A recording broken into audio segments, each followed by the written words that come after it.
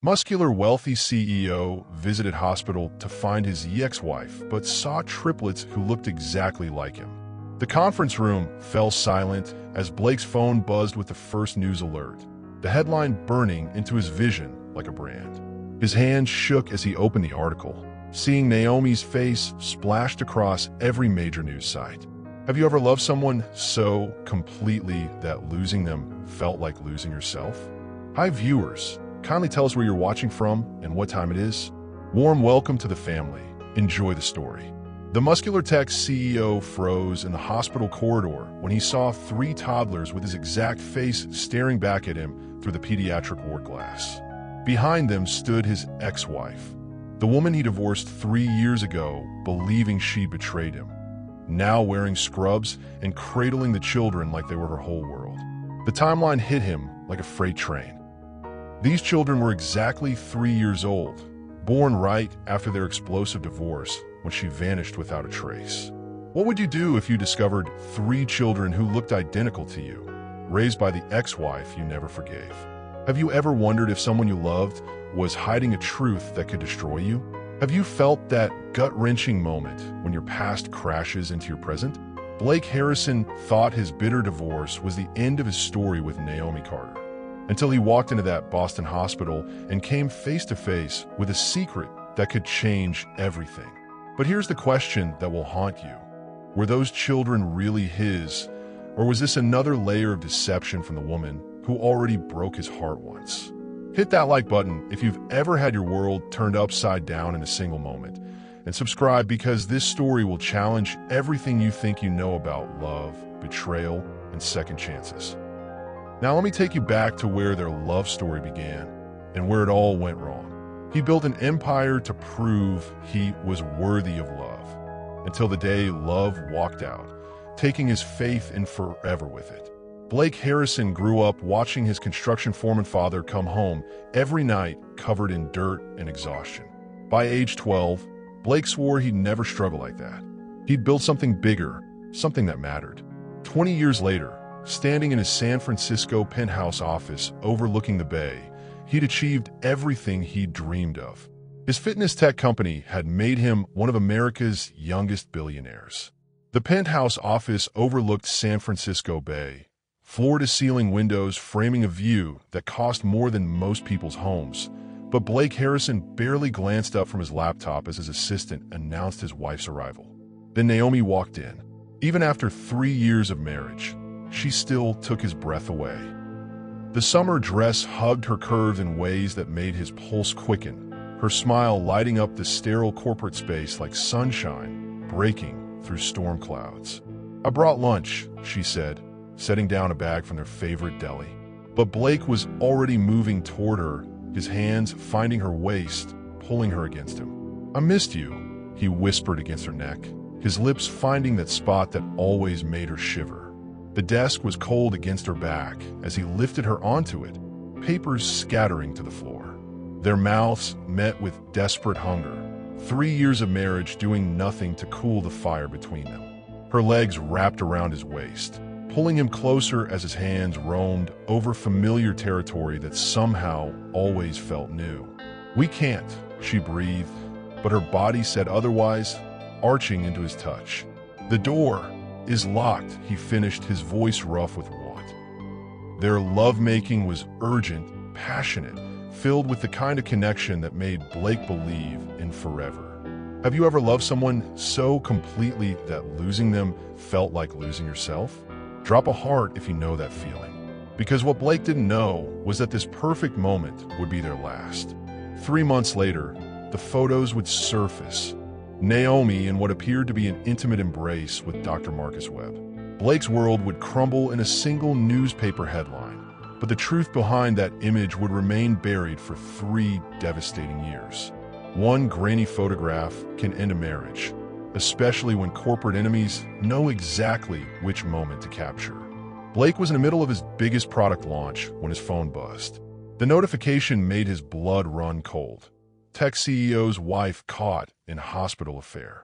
The photograph showed Naomi in another man's arms, her face pressed against his chest, his hands cradling her head.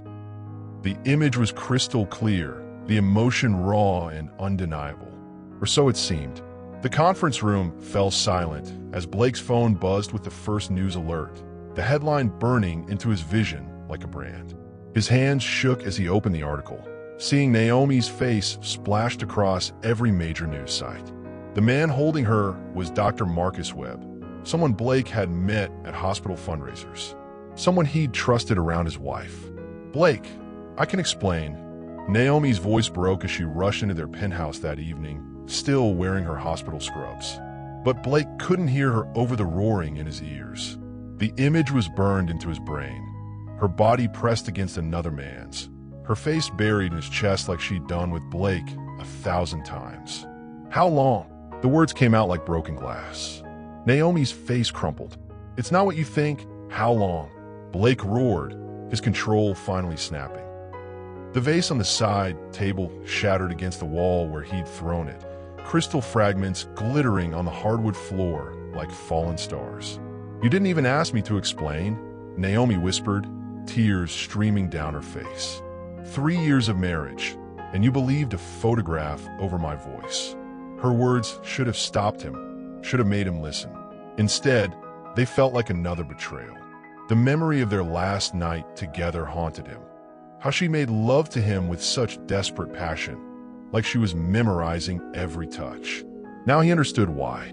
It had been goodbye, her body apologizing for what her heart had already decided. Have you ever been judged by appearances? When has a single image told a completely wrong story about your life? Share below, because sometimes the truth gets buried under assumptions we're too proud to question. As Blake signed the divorce papers 3 weeks later, Naomi's hand moved instinctively to her stomach. A gesture so brief he almost missed it. If he had looked closer, if he had asked one more question, everything that followed could have been different. She packed 3 years of marriage into 2 suitcases and disappeared into the night, carrying secrets that would haunt them both. The divorce was finalized on a Tuesday. By Friday, Naomi Carter had vanished from San Francisco like smoke. Blake came home to their penthouse to find nothing but empty closet space and the ghost of her perfume lingering in the air. No forwarding address, no goodbye note, just gone. The empty closet yawned before him like a wound, hangers swaying slightly from the air conditioning, each empty space where her clothes once hung a reminder of what his pride had cost. Her jewelry box sat open and empty on the dresser, the velvet compartments holding nothing but shadows. Even her coffee mug was gone from the kitchen sink, the one with the chip on the handle that she refused to throw away because it was from their first date. Blake stood in their bedroom, his bedroom now, remembering their last fight. How it had started with accusations and ended with desperate, angry passion that felt like goodbye even then. She'd clung to him afterward, her body trembling with something he'd mistaken for guilt. Now he wondered if it had been grief.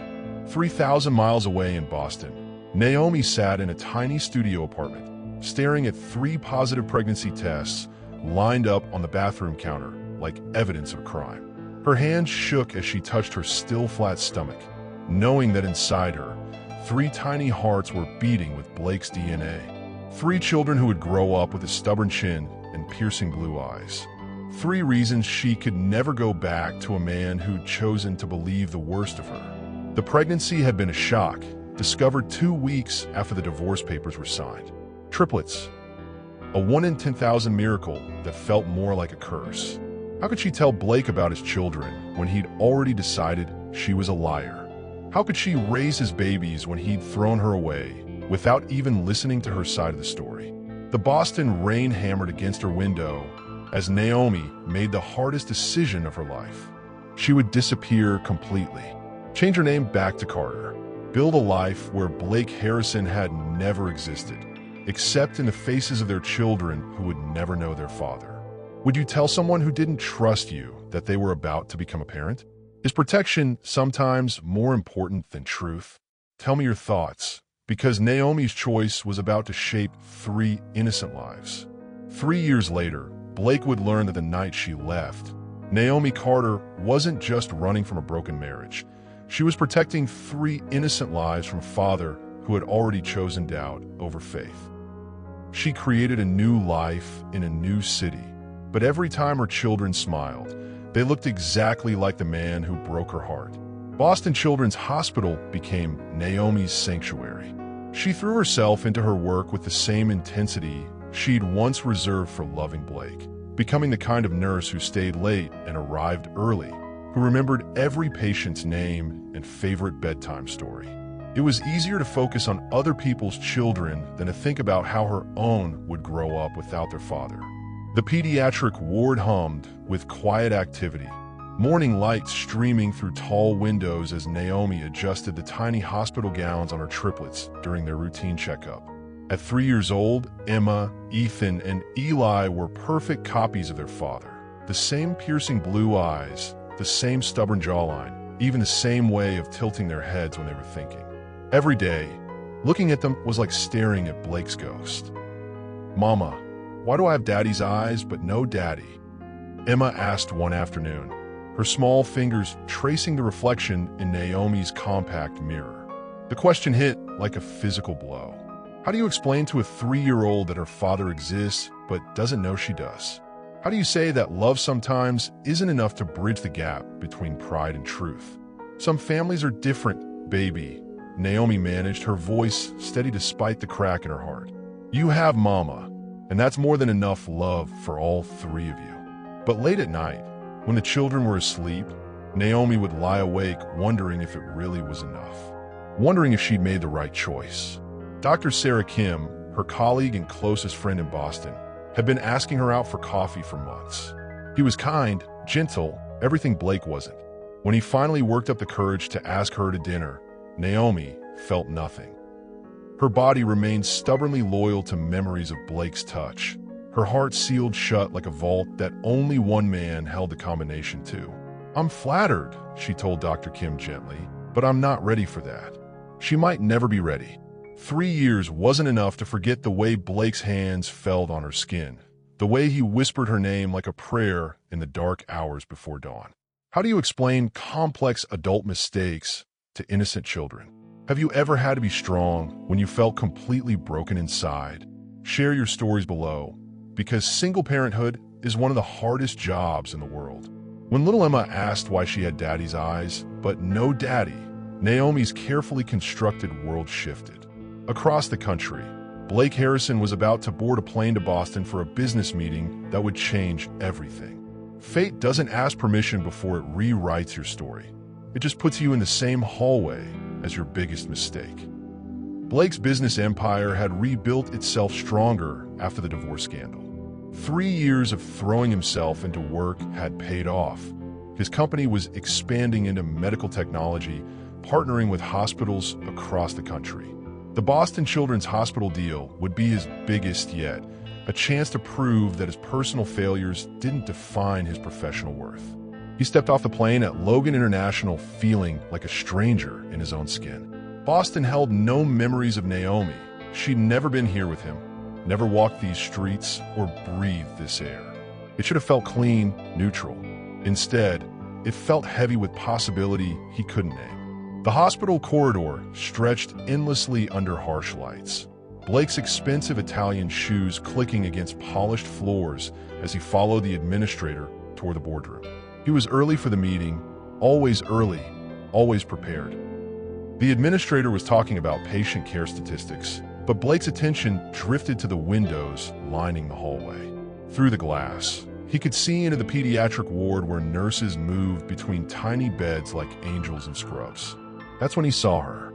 Naomi stood with her back to the window, cradling 3 small children against her hip and chest. The sight of her hit him like a physical blow. The same graceful movements, the same gentle way of holding someone precious. For a moment, his heart forgot to be angry and just remembered how to want. Then the children turned toward the window. Blake's world stopped. 3 pairs of identical blue eyes stared back at him. His eyes set in faces that were mirror images of his own childhood photos. The same stubborn chin he saw in the mirror every morning. The same eyebrow scar he'd gotten falling off his bike at age 6. Even the same way of tilting their heads when something caught their attention. The air left his lungs in a rush. his hands pressed against the glass as if he could reach through it and touch what couldn't be possible. 3 years. The children looked exactly 3 years old. The math was simple and devastating. What would your first thought be if you came face to face with the one who got away? Fear? Hope? Anger? Share your honest reaction, because Blake's world was about to explode. As Blake stepped toward the pediatric ward, his reflection in the glass merged with the 3 small faces staring back at him. For one heart-stopping moment, he saw the family he never knew existed, until Naomi spotted him and everything went dark. 3 years of silence ended in a supply closet where whispered accusations cut deeper than any shouted fight. Blake moved like a man possessed, ignoring the administrator's confused calls as he pushed through the pediatric ward doors. Nurses scattered from his path. 6 feet of fury in a $1,000 suit, searching for the woman who'd stolen 3 years of his life. He found her in the supply closet, hands shaking as she stocked shelves like her world wasn't falling apart. The supply closet felt smaller with Blake's presence filling every inch of space, his familiar cologne mixing with antiseptic air as Naomi pressed against the far wall, trapped between medical supplies and the man who still haunted her dreams. 3 years had only made him more dangerous. Broader shoulders, harder edges, success carved into every line of his face like armor. Are they mine? His voice came out raw, broken. No hello. No explanation for why he was in Boston. Just a question that had been eating him alive since he saw those 3 perfect faces. Naomi's silence stretched between them like a blade. Her eyes, those warm brown eyes that used to look at him like he hung the moon, now held nothing but fear. Does it matter? She whispered back, her voice barely audible over the sound of her own heartbeat. You made your choice 3 years ago. The words hit him like physical blows. Every instinct screamed at him to grab her, shake her, demand answers. But the way she flinched when he moved told him everything about the man his anger had made him become. I saw the photo, Naomi. I saw you with him. Blake's voice cracked on the last word. 3 years of carrying that image, of believing the woman he'd loved more than breathing had betrayed him with someone else. What was I supposed to think? The space between them crackled with electricity. Hurt and want and rage all twisted together until neither could tell where one emotion ended and another began. Naomi's body remembered his touch despite her mind's protests. The way he stood, the way his chest rose and fell with controlled breathing, the way his eyes traveled over her face like he was memorizing it all over again. You were supposed to trust me, she breathed. And for a moment, they were just 2 people who'd loved each other more than they'd known how to handle. You were supposed to ask me what really happened instead of listening to newspapers and lawyers and everyone else who didn't matter. Is there a statute of limitations on forgiveness? When does protecting yourself become punishing someone else? Comment your thoughts below, because some wounds never fully heal, they just learn to live under the surface. When the closet door opened and Dr. Marcus Webb appeared, the same man from the photographs, Naomi's face went white. Blake, wait, she started, but he was already walking away. The truth more complicated than anyone knew. Sometimes the person you hate most is the one who holds the key to saving everything you've lost. Blake's hands were shaking with rage as he cornered Dr. Webb in the hospital parking garage. 3 years of imagining this man's hands on his wife. 3 years of wondering if Naomi had whispered his name the way she used to whisper Blake's. The doctor looked older than Blake remembered, gray threading through his dark hair, lines around his eyes that spoke of too many late nights saving other people's children. You want to know about the photo? Dr. Webb's voice was steady, unafraid of the fury radiating from Blake like heat from furnace. She was crying in the break room that night, sobbing so hard she could barely breathe. You know what?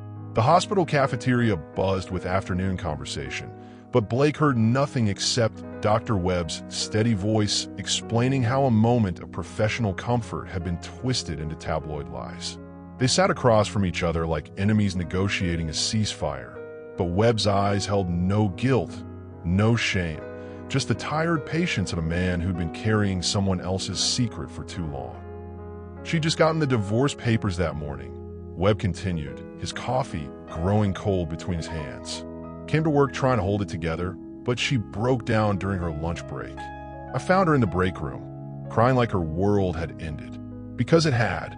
Blake's chest felt tight, like someone was squeezing his lungs in a vice. The image he'd carried for 3 years, of Naomi seeking comfort in another man's arms, suddenly looked different. Not seduction, grief. I put my arm around her shoulders, Webb said quietly, his eyes never leaving Blake's face. As a friend, nothing more.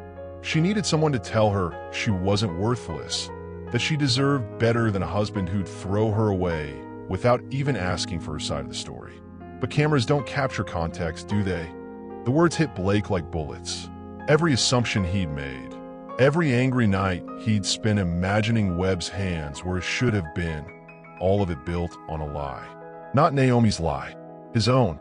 She never even knew I had feelings for her, Webb admitted, something raw and honest in his voice. Still doesn't. But even if she did, she was never available. Not physically, not emotionally.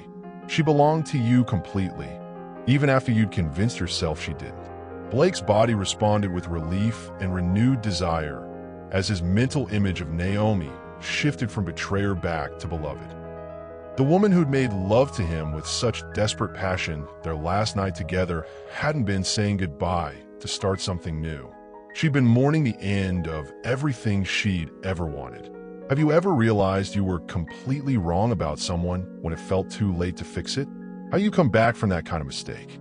Share below, because some truths are harder to face than the lies we tell ourselves. As the truth settled into Blake's bones, one question remained. If Naomi was innocent 3 years ago, why hadn't she told him about the children? The answer would force him to confront the man he'd become. 3 cotton swabs would either give him back his family or destroy the last piece of his heart.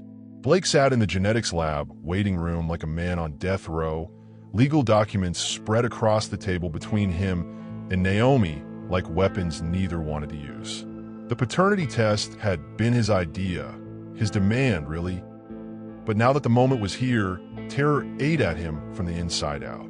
What if he was wrong? What if 3 years of regret meant nothing because those children belonged to someone else?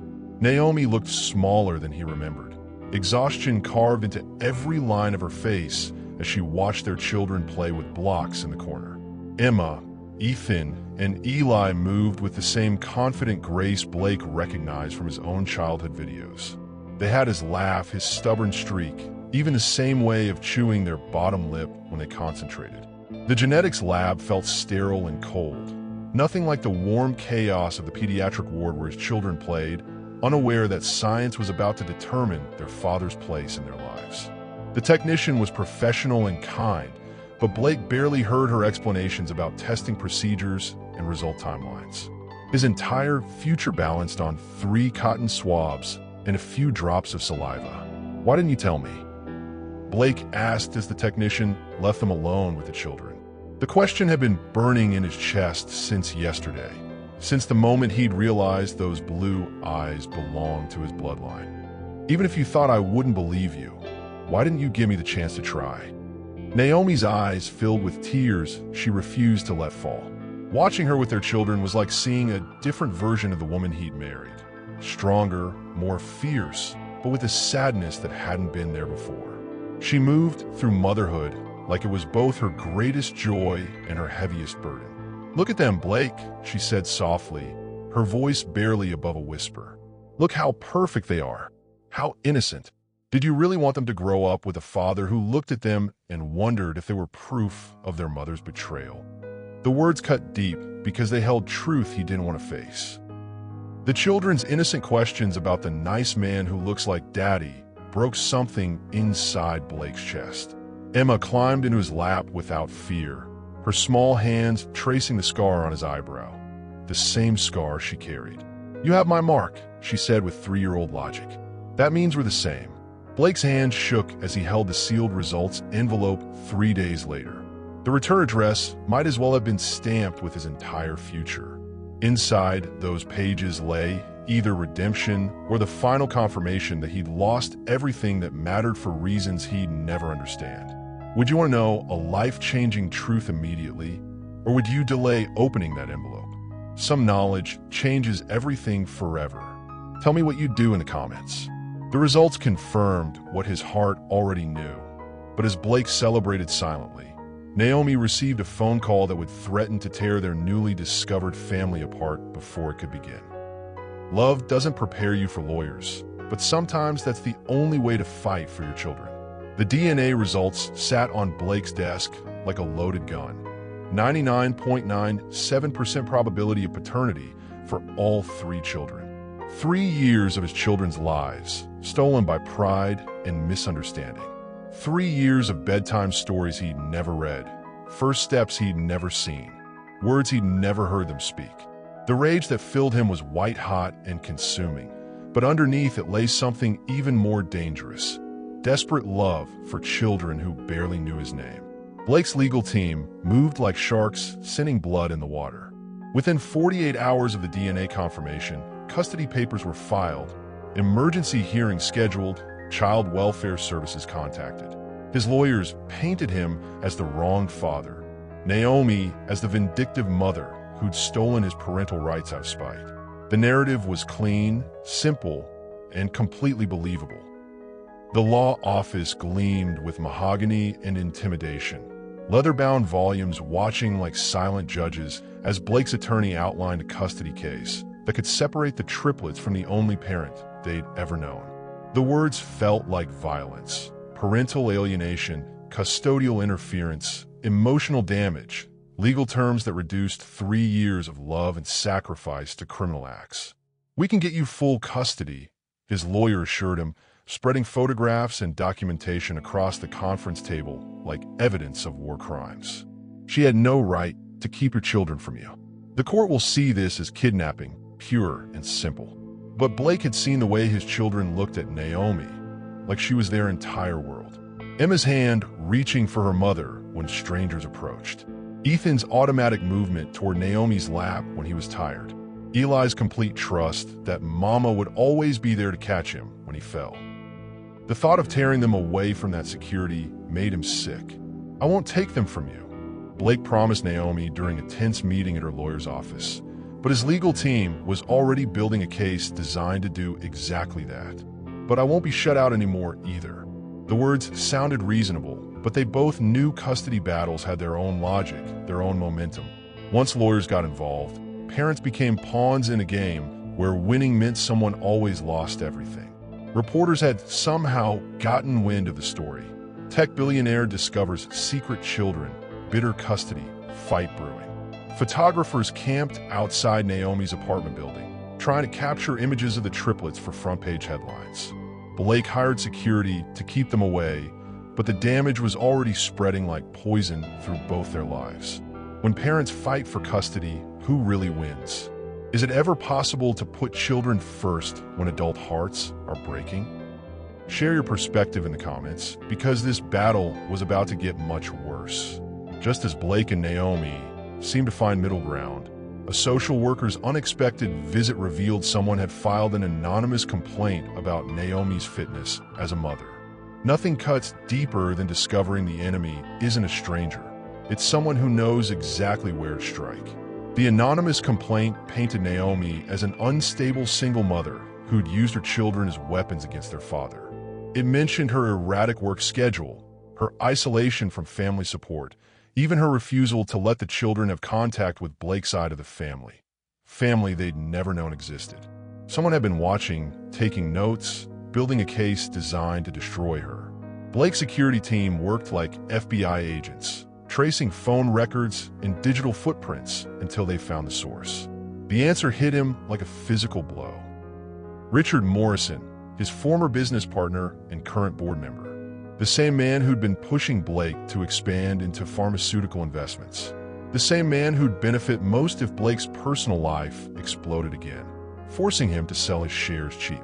Blake's office felt like a war room as his security team spread photographs and documents across the conference table, mapping out a conspiracy that used his children as weapons in a corporate takedown. Morrison had orchestrated everything. The original photographs 3 years ago, the media leaks about the custody battle, even the anonymous complaint to child services. He's been planning this for years, Blake's head of security explained, pointing to financial records and communication logs that painted a picture of calculated destruction. The original photo scandal was just the beginning. He needed you emotionally compromised, financially vulnerable. Your divorce made you worth less to the company board. Now he's trying to finish the job. The revelation should have brought Blake and Naomi together against their common enemy. But trust was still too fragile, too new. She'd been fighting alone for so long that accepting his help felt like another form of surrender. The walls she'd built around herself and their children weren't just protection from Blake. They were armor against a world that had already tried to destroy her once. "Why should I believe you?" Naomi demanded when Blake tried to explain Morrison's role in their destruction. They were in his hotel room while the children stayed with a babysitter. The first time they'd been alone together without lawyers or social workers monitoring every word. How do I know this isn't just another way to control the narrative? The hotel room felt charged with electricity as Blake moved closer, his body responding to her presence despite everything between them. 3 years hadn't dimmed the way she affected him. The way her voice made his pulse quicken, the way her scent still felt like home. When his hand touched her arm, she didn't pull away, and the contact sent fire through both their veins. "Because I'm done fighting you," Blake said, his voice rough with emotion. "Morrison wants us to destroy each other so he can pick up the pieces. But I won't let him use our children as collateral damage anymore." The kiss that followed was desperate, angry, filled with 3 years of grief and want and stubborn love that refused to die. Their lovemaking was raw, primal, driven by shared danger and the need to reclaim something that had been stolen from them. Blake's hands shook as he touched her, remembering every curve and hollow, every spot that made her gasp his name. Naomi arched beneath him like she was drowning and he was air, her nails digging into his shoulders as 3 years of loneliness poured out in desperate whispers. When someone attacks your family, how far would you go to protect them? Sometimes the greatest love stories are built on shared battles. Share your thoughts below. With their enemy exposed and their passion reignited, Blake thought the hardest part was over, until Naomi revealed the real reason she'd hidden the children, and it had nothing to do with the divorce. She didn't hide his children out of anger. She hid them out of love, knowing the truth could destroy him. The hotel room felt heavy with secrets as Naomi sat on the edge of the bed, her hands twisted in her lap like she was preparing for battle. Blake had just made love to her with desperate intensity, their bodies remembering what their hearts had tried to forget. But now, watching her struggle with words that wouldn't come, he knew there was more. There was always more with Naomi. "There's something else," she whispered, her voice so quiet he had to strain to hear it. "About why I really left. About why I couldn't tell you about the children." Blake's chest tightened with familiar dread. How many more secrets could one woman carry? How many more ways could his world be rewritten in a single conversation? The hospital genetics counselor's office felt too small to contain the weight of truth as Naomi finally explained why she disappeared, her voice steady despite the tears streaming down her face. Medical charts spread across the desk between them like evidence of a crime neither had committed, but both would pay for forever. "Huntington's disease," Naomi said, the words falling like stones into still water. "Your mother died from it when you were 12. Your grandmother too. It's genetic, Blake. Inherited. And our children." Her voice broke on the last words, 3 years of carrying this burden alone finally cracking her open. Blake's world tilted sideways. His mother's slow deterioration, the way her hands had shaken, the confusion that eventually took her mind before the disease took her life. He'd been so young when she died, his father so broken by grief that they'd never talked about the medical details. "Just cancer," his dad had always said. "Just bad luck.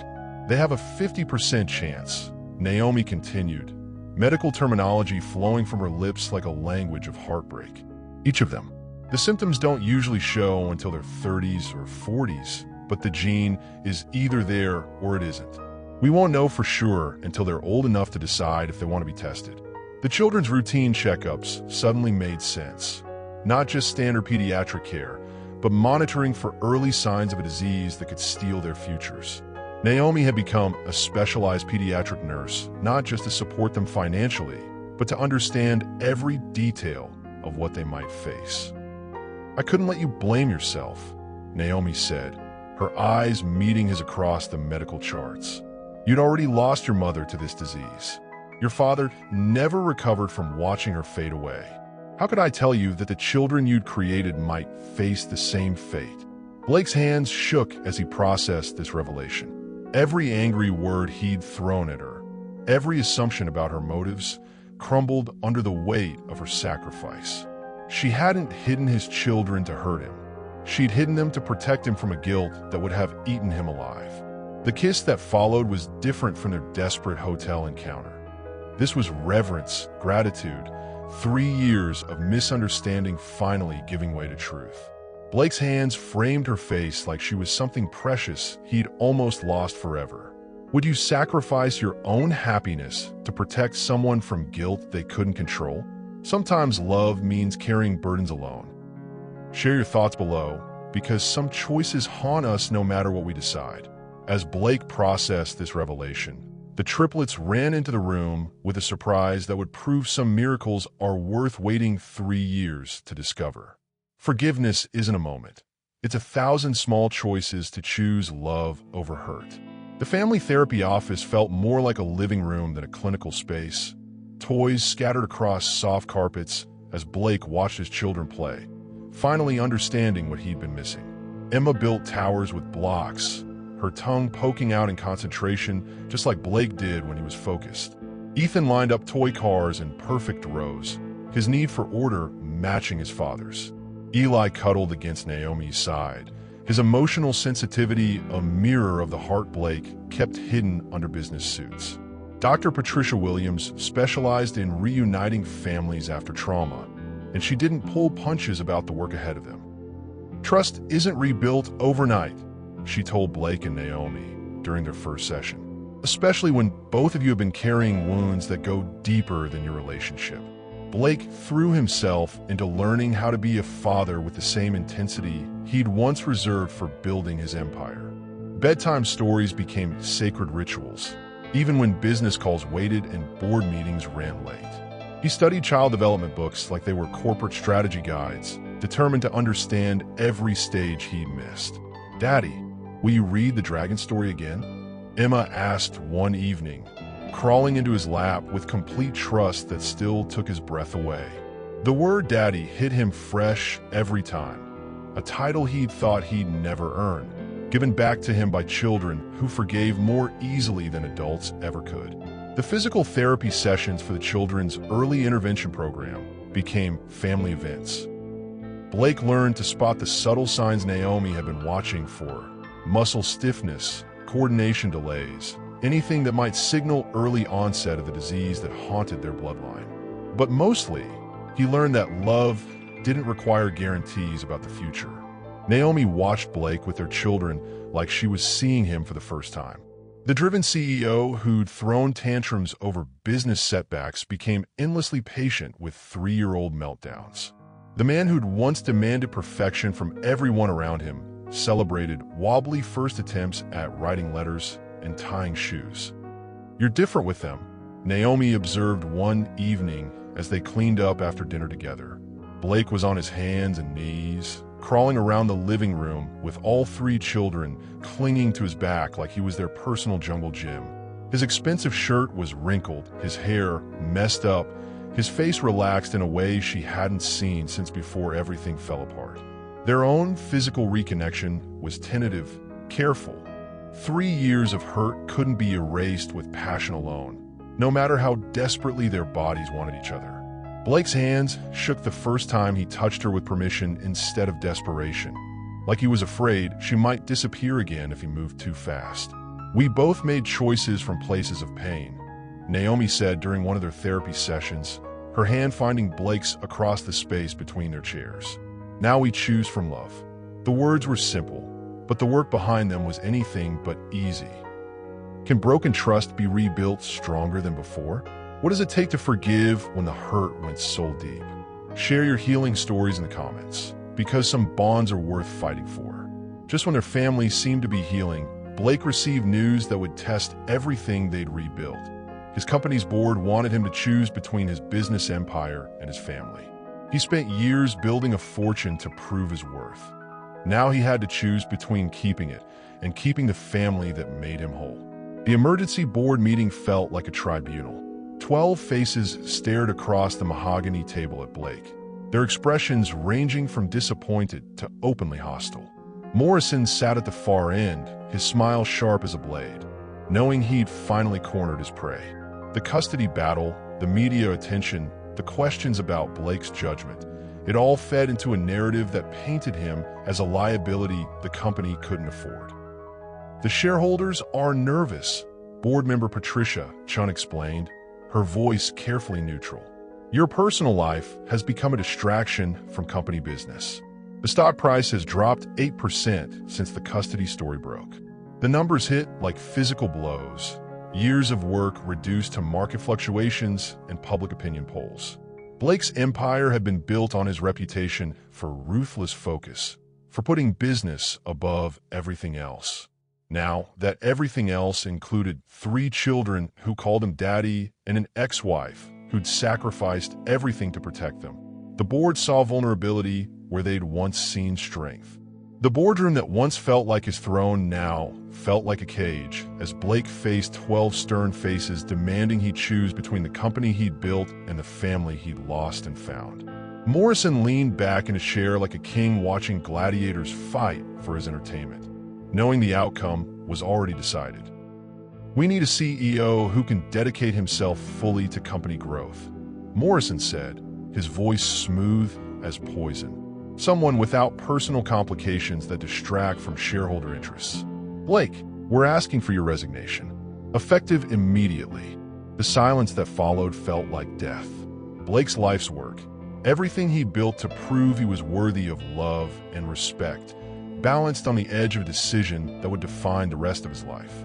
He could fight, use his majority shares to force a different outcome, or he could walk away from everything he'd thought mattered and choose the family that actually did. Blake stood slowly, his hands steady as he reached into his briefcase. The resignation letter had been written 3 days ago, after watching Ethan take his first successful bike ride and realizing he'd rather be coaching Little League than commanding boardrooms. You're right, Blake said, his voice carrying across the room like a final judgment. A CEO should be fully dedicated to what matters most. That's why I'm choosing my family over your company. Morrison, enjoy explaining to the shareholders why you just forced out the founder who made them rich.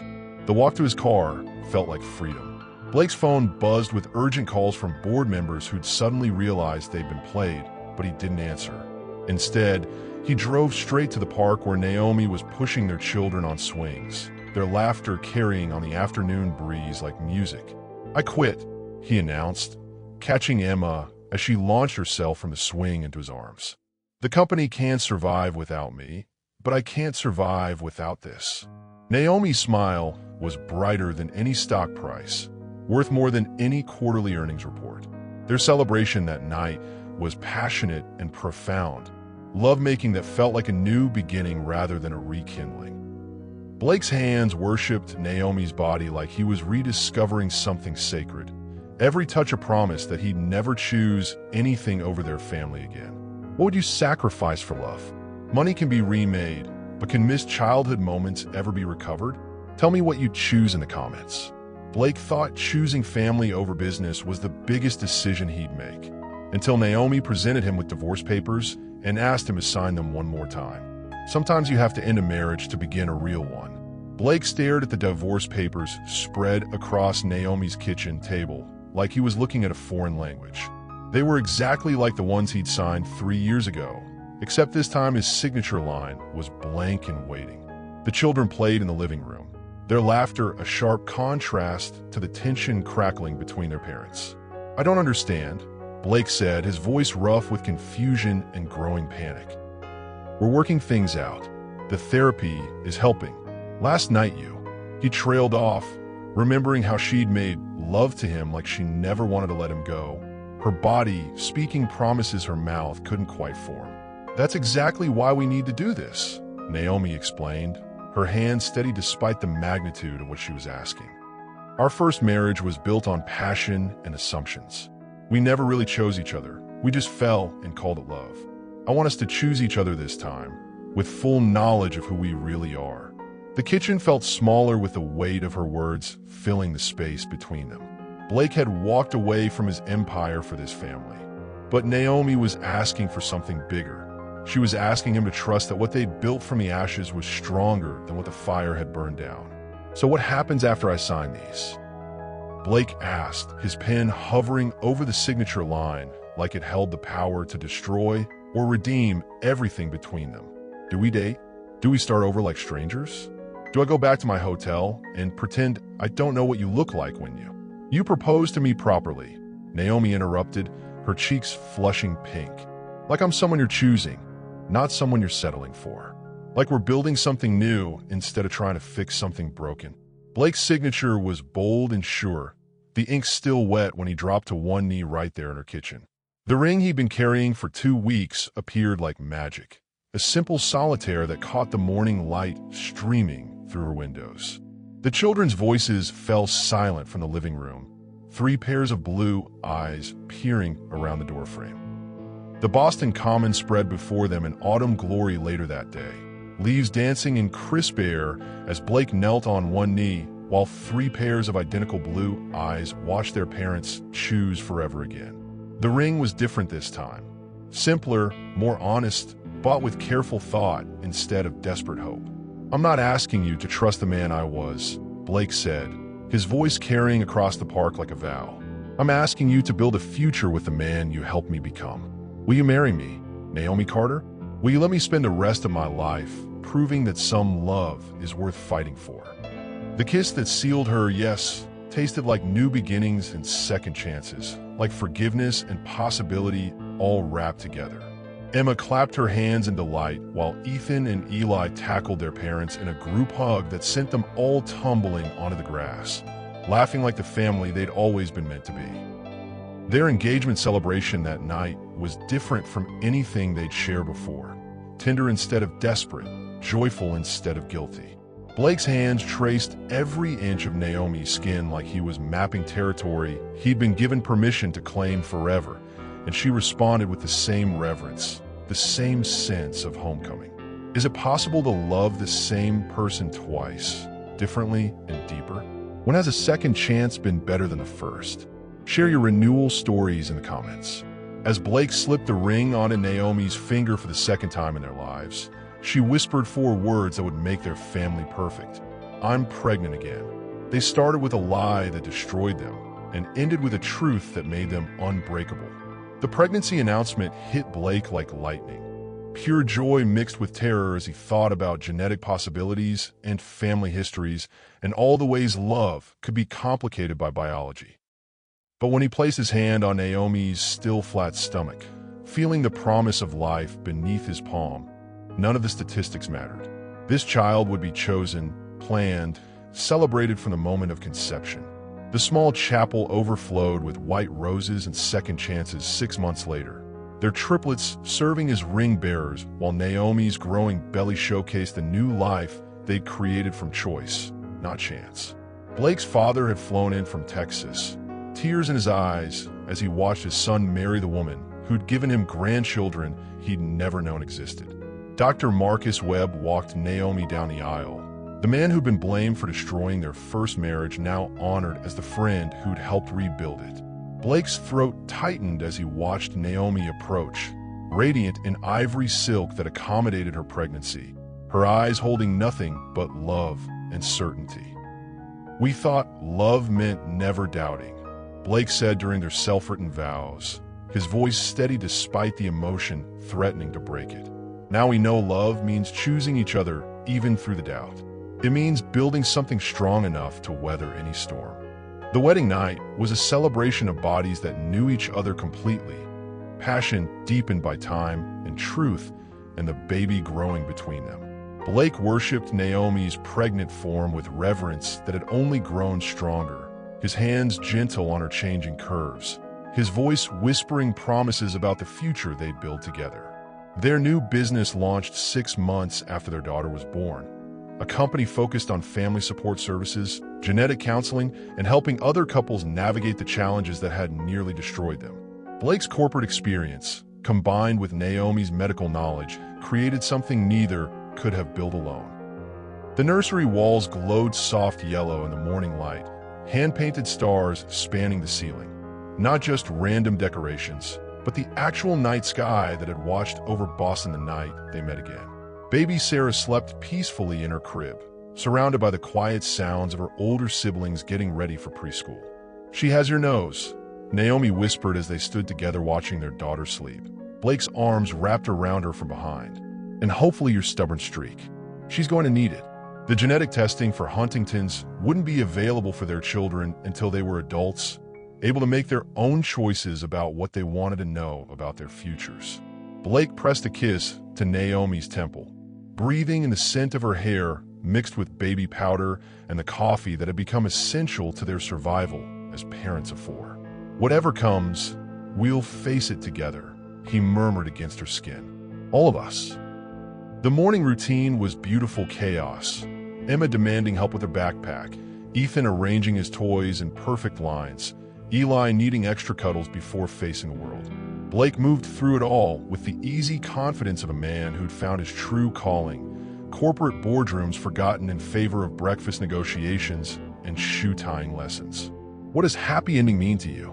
Is it the absence of problems or the presence of people worth fighting for? Comment below what family means in your life.